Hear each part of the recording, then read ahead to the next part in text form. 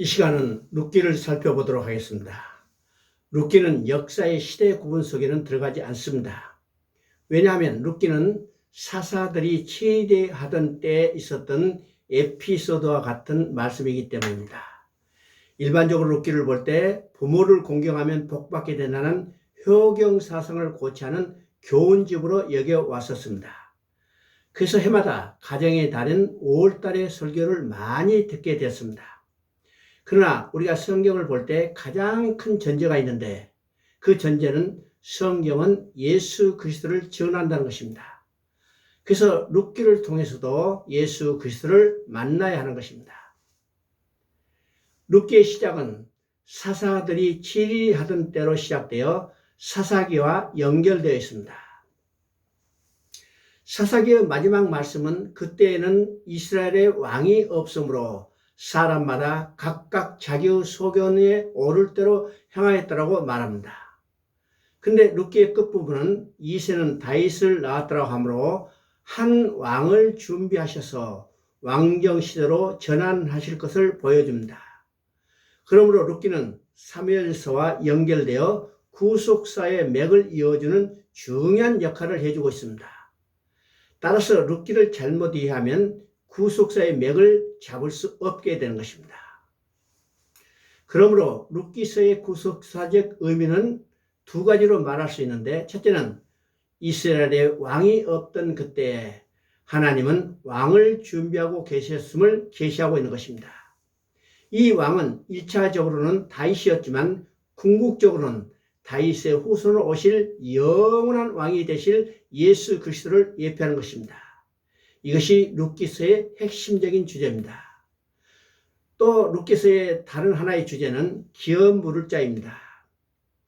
4장 14절에서 여인들이 나오미에게 찬송할지어다 여호와께서 오늘날 내게 기업 물을 자가 없게 아니하셨다고 말합니다.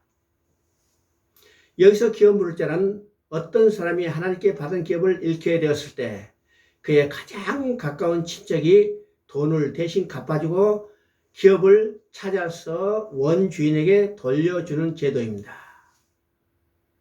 그래서 기업 물을 자의 사명이 무엇인가를 우리가 살펴보면, 첫째는 채무로 말미암아 종으로 팔렸던 그 채무를 대신 갚아주고 종으로 팔렸던 자를 자유케 해주는 일입니다. 두 번째는 분배받은 땅을 잃게 되었을 때 땅을 사서 원주인에게 돌려주는 일입니다. 세 번째 사명은 어떤 사람이 자식이 없어 후사가 없이 죽었을 때 동생이 형과 결혼해서 아들을 낳아서 형의 후손을 이어주는 계대 결혼을 말합니다. 네 번째는 억울하게 죽임을 당했을 때 그 원수를 갚아주는 일입니다. 그런데 이 기업 물을 자 고엘이 되기 위해서는 첫째, 가장 가까운 친척이 합니다. 두 번째는 자원해야 해요. 세 번째는 고엘이 되기 위해서는 능력이 있어야 합니다. 룻기서에서는 이 기업 물을 자로서 보아스가 자원하고 있는 것을 보게 됩니다. 룻기 1장에는 베들레헴에 살던 나오미의 가족이 베들레헴을 떠나 모압으로 갔습니다. 그곳에서 남편과 두 아들이 죽고 이제는 후사를 이을 수 없게 됐죠. 그리고 나오미는 풍족하게 떠났지만 비어 돌아오게 되었다고 합니다.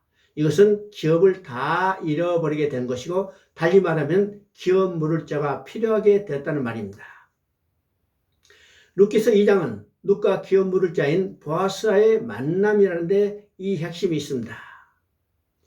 1절에서 나오미의 남편 엘리멜렉의 친족으로 유력한 자가 있으니 그 이름은 보아스라고 합니다.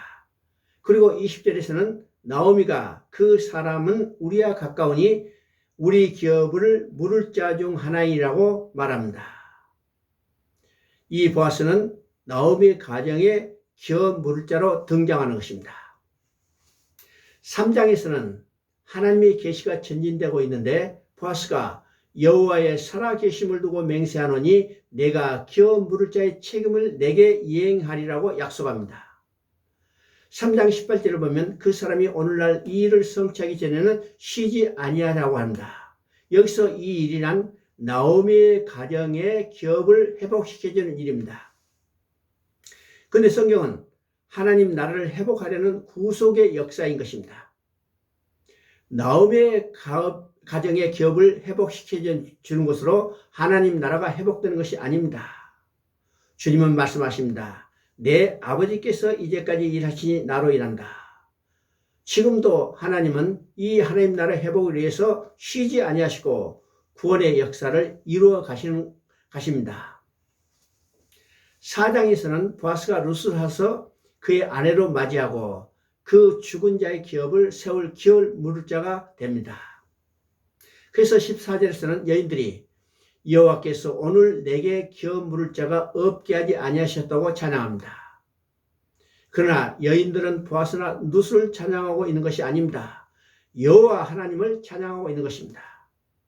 룻기는 단순히 나오미라는 한 여인의 기업을 회복시켜 주는 것 이야기가 아닙니다.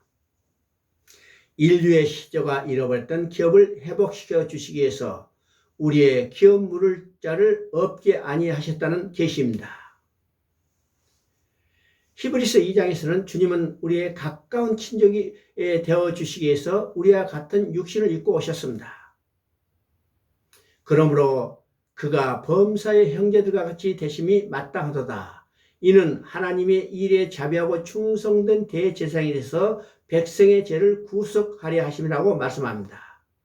여기서 구속하려 하심이란 값을 대신 지불해주고 자유롭게 해주는 것을 뜻합니다. 그러므로 룻기에서 여인들이 보아스를 찬양하고 있는 것이 아니라 찬송할지어다. 여호와께서 오늘날 내게 기업 물을 자가 없게 아니하셨도다 말씀을 통해서 우리를 인류의 기업 물을 자가 되시는 그리스도에게로 인도해 주시는 것입니다. 4장의 족보 마지막에 다윗이 나옵니다. 사사기는 그때 이스라엘이 왕이 없으므로 라고 이 말씀으로 끝을 맺고 있는데 룻기 4장 22절에는 이새는 다윗을 낳았더라고 끝나고 있습니다. 여기서 주목해야 할 점은 다윗의 족보를 보아스로부터 시작하고 있는 것이 아니고 4장 18절에 보면 베레스의 계보는 이러하니라 하고서 베레스까지 거슬러 올라가는 것을 보게 됩니다. 그래서 베레스에 대해서도 4장 12절에 보니까 다말이 유다에게 낳아준 베레스라고 말씀함을 통해서 베레스가 유다의 아들임을 증거하고 있는 거죠. 그렇다면 창세기 4장 19절에서